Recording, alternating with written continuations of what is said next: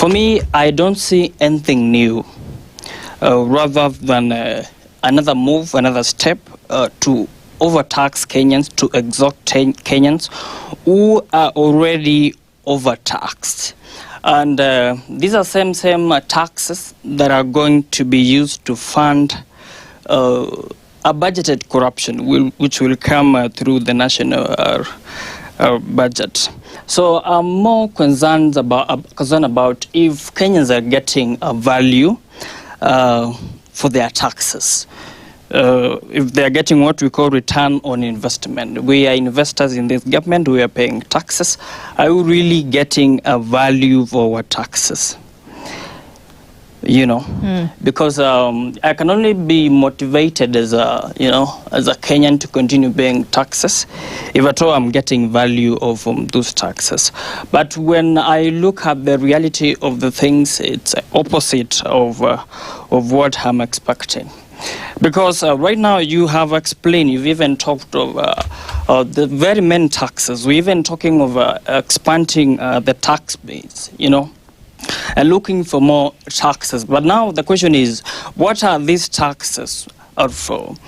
Just I think months ago, the control of budget, who is Nancy Gathungu, not Nancy Gathungu, Margaret Nyakango, she told the parliament that over 3 trillion out of 5.5 trillion, which is our external debt, is due within 1 year. And that means close to even over 80% of our national budget can be used to pay these debts because of pressure that will come from the international lenders and all that. But now when you also look at this other side, when you gave this president power, that is right in 2022, he has borrowed over 3.7 trillion. Now you will wonder, what are all these taxes for?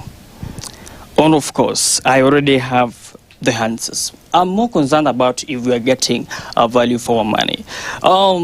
Just a few months ago, we also told that 1.3 trillion was withdrawn from our national treasury through manual means, bypassing the accountability and the transparency channels. And there is no evidence whatsoever how that money was spent. 6.3 billion from e-citizen, 50 billion share rip-off, honestly. The Auditor General, she flagged a 50 billion share.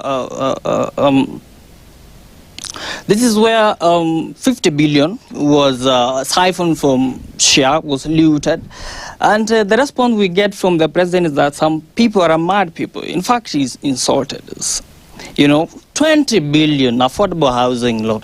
So as a Kenyan who really want to pay taxes, there's no motivation for all this. So this is simply, finance bill is 2026 is nothing different from what we've seen before. It's simply another step, another move to overtax Kenyans. We have talked of the clothing industry, the Muthambi industry being taxed, whereby 5% of the custom value of imported Muthambi goods, it will be treated as a taxable income. We are talking of the betting industry, whereby you find that those winning that you get from betting, 20% withholding tax will go to taxes.